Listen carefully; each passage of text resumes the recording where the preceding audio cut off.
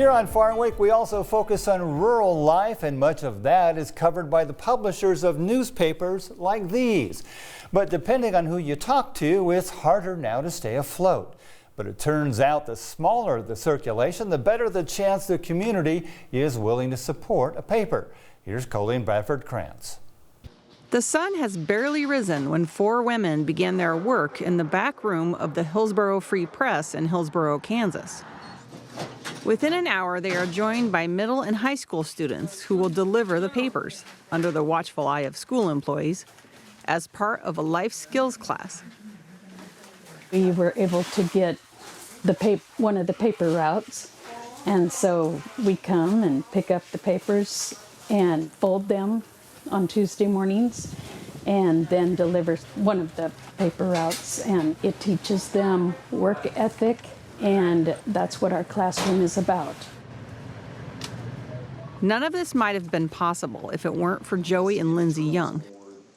The couple took over the Hillsboro Free Press and run 2 other South Central Kansas newspapers during a period when many might have looked at industry trends and fled. It's just, I really liked it, and it was youth and ignorance. Like, it was just that, like, abundance of, like, 20-something-year-old attitude that, like, you're indestructible and that, like, older people don't know what they're doing. I think there are certain things that we did better. And then there were a lot of things that I needed to be humbled with and that I was, just flat out incorrect about. It was 2012 when the Youngs bought their first newspaper, The Clarion, in Andale, Kansas. Lindsay and I lived like paupers. We saved my copy desk salary for 6 to 8 months, something like that. We sold a car to get enough down payment and enough money to put in the bank, which was still not enough, to purchase the paper. The Youngs, with their money and time invested in keeping local journalism alive, are part of a shrinking group.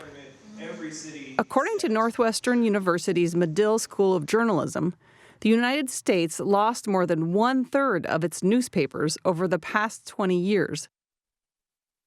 The nation now has 208 counties without any local news source at all, areas Medill calls news deserts.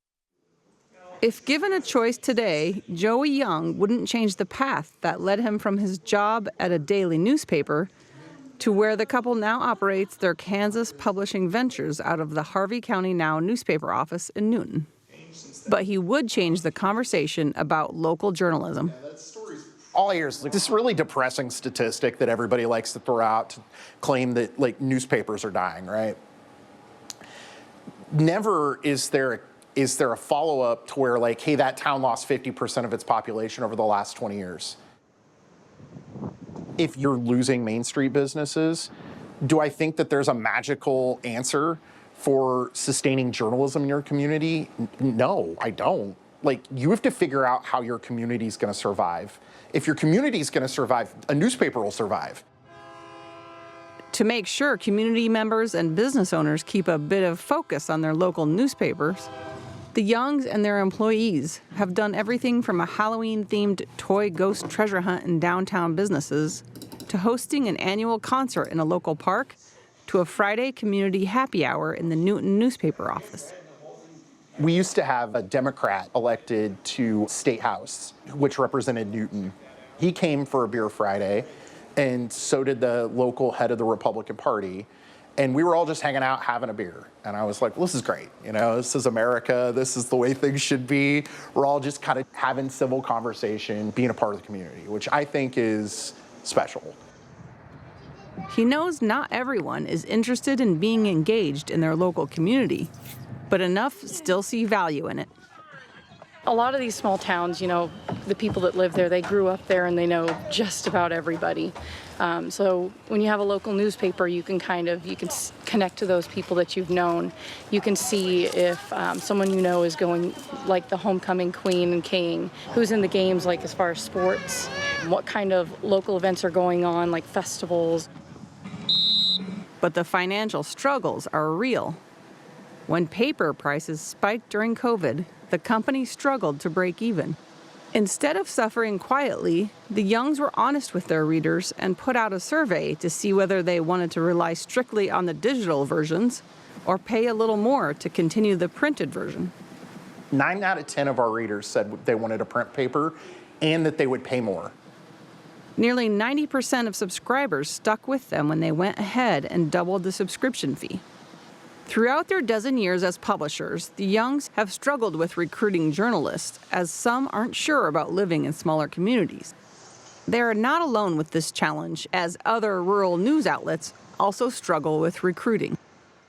As a former high school journalism teacher, Lindsay came up with a plan for non-journalists called Earn Your Press Pass. This was just a way of saying, okay, well, here's, somebody who's lived in our community for 20 years.